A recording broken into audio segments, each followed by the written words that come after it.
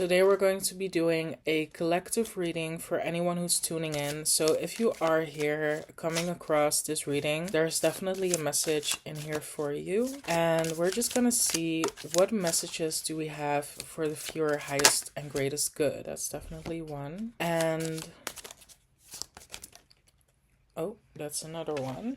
Let's go with that because I already asked the question. What messages do we have for the viewers, highest and greatest good? So we've got the Wheel of Fortune in reversed, and we've got it on the night side or the yin side. Then we've also got the Knight of Pentacles in reversed on the day side or the yang. So we've got a nice yin yang type of energy going on here, with the Wheel of Fortune being the first card to jump out. I will say that definitely I'm getting a sense of fate and destiny. A lot of times there are these circumstances where we go through life in phases, and there's these points in life where we reach a certain stage or a certain phase of our life, and that specific event, that specific experience was always meant to happen. It was promised to you at birth, and there's a level of fate and determinism. It's unchangeable, where fate is set in stone, and whether you come to this certain point of destiny in your life in a way where you feel good about it, in a way where you feel safe, in a way where you feel loved, or you can come to this point in a way where things are dark and it doesn't feel good, it doesn't feel pleasurable, but either way you're gonna reach this point of destiny. Either way, this point of destiny is set in stone. It is bound to happen. It is promised to you at birth. It is a part of your zodiac chart. And with this being the night side, I feel like the energy is yin, which means there could be more darkness going on with this experience of fated destiny, like something that was always meant to happen that is maybe occurring in your life right now. And it might feel very unchangeable. It might feel very fixed. Also, with the Knight of Pentacles in reversed, it feels like it's a very long-term experience. It might be, or it might be something that you feel like it's moving very slowly, like it's moving a bit too slow, because it being reversed could bring up an extreme. The activity surrounding this fated moment, this fated experience, it might feel very slow. It's like it's developing in a very slow pace where you kind of want to move out of it quickly. You want to get to the other side. You want to get out of that energy in your life. You want to improve. But it's like, how when you're dreaming and you try to run inside of your dream, you're like running, but it feels like you're not moving forward. That's kind of what I'm seeing here right now. It's like you try to run away from it, or you try to run towards something, but it's like you keep getting pushed back. It's like you keep getting that sense of you're not moving forward, even though you're putting all that energy and effort into moving forward. That is definitely the sense that I'm getting here. I feel like you're supposed to be in the energy right now. You're supposed to experience this moment. You're supposed to experience this fated destiny point. There's probably something going on with your transits. There's probably something going on in your natal chart that is reflecting what is happening in your life right now. And a lot of the times when things get tough, we want to get out of that as soon as possible. It is actually a feminine art to be able to be with darkness, to be able to be with the pain, to be able to be with the struggle, to really sit with the struggle, to really immerse yourself in the darkness. This is not something you want to do for too long. You don't want to be in the darkness for a year, don't get out of the house, completely isolate yourself. That's not what you want to do. But it is a good practice to do this every now and then, to have 1 or 2 days where you just fully close all the curtains, you sit in a dark room and you cry and you let yourself be with your feelings, you let yourself be with your emotions. You create a sacred space where you can really go through this period of darkness.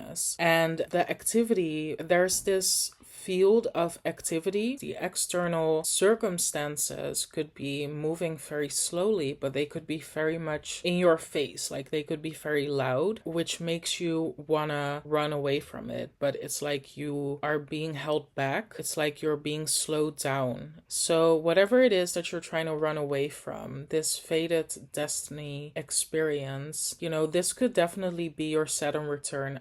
I keep hearing Saturn return. You definitely could be having a Saturn transit or a Saturn return. Saturn is right now in Pisces, but it already dipped into Aries, so you could have Saturn in Aries. That would make a lot of sense. Look at that. You could have Saturn in Aries. That's funny because Aries is a very fast-moving energy, right? It wants to go quickly. It wants to be impulsive. It wants to be assertive. And Saturn is kind of there to be like, slow down. You don't have to rush. No rushing. And this is where I really see that energy of the Knight of Pentacles in reversed.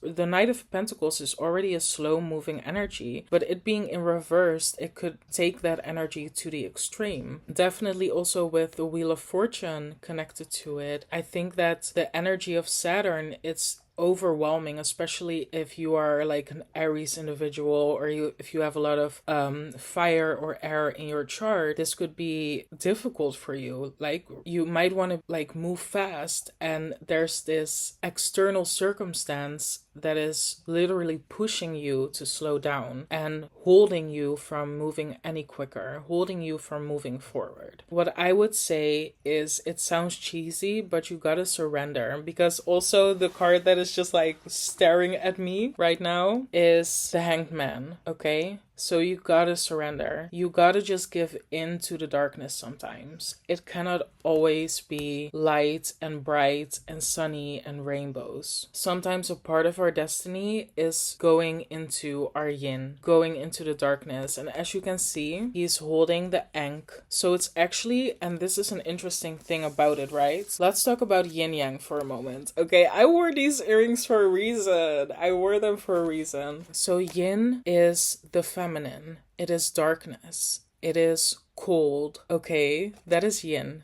Yang is masculine. It is fire. It is hot. It is active.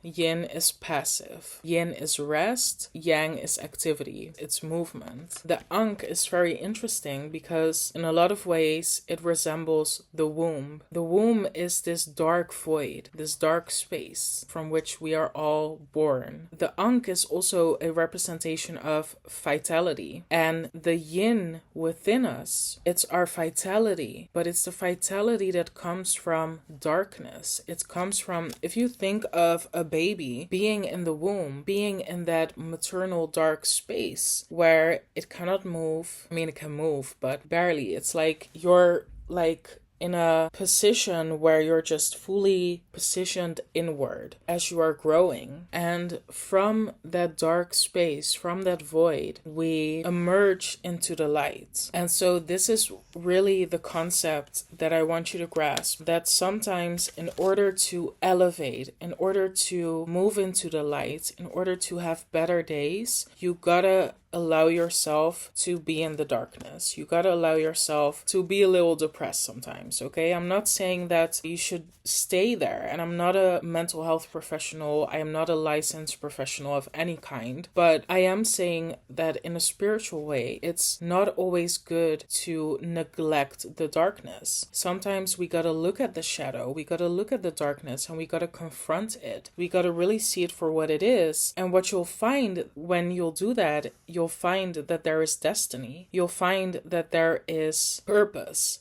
There is purpose to be found. It is in these spaces, these periods of darkness, of stillness, that we truly find ourselves and that we truly reinforce our mission, our life mission. It is discovered within that darkness. This is a part of it. It's surrendering. It's fully letting yourself be guided. It's fully letting go of control. It is fully just going with the flow, just accepting your external circumstances, circumstances as they are. And your external circumstances right now, it might look like you wanting to go forward, wanting to create movement in your life, wanting to get out of the darkness, but life is pushing you back in. Life is telling you slow down. It might be Saturn. You might have Saturn in Aries. You might be going through your Saturn return, and Saturn is like, you gotta slow down. You've got karma to deal with. You've got structure to create. You need to make a routine. If you want to create that movement, you got to have a routine. You got to have a system in place first. And you got to go within. You got to be with the struggle. You got to be with the ache. Once you've done that, and let me tell you, it does not take long. Like, I've noticed a lot of the times when I do this practice, it takes me 2 days. I think the longest that it takes me is like a week if I really need it. Sometimes I need 2 weeks, but then after that period, there's new epiphanies, there's new experiences. I'm excited. There's renewal. There's a sense of renewal. So I really want you to go within. I want you to go and be sad. I want you to go and be angry. Feel your emotions. Feel the struggle. Feel the annoyance, right? Feel the bitterness. Feel it. It's there for a reason. And don't stay stuck in it. You definitely want to get into the light again, but by avoiding it, you're actually also staying stuck. Don't avoid it, okay? Meet it. Meet it where it's at. Confront it for whatever it's worth. And you'll see that by doing that, the Knight of Pentacles is going to turn upright and you're going to slowly move forward into the light, okay? So I feel like that's it. That's kind of the message of today. Thank you for watching this video. I hope that it helped you out in some way. There's definitely gonna be more coming soon, coming your way, okay? So I'm very excited to do more readings. I hope you've enjoyed, and I will see you in the next one.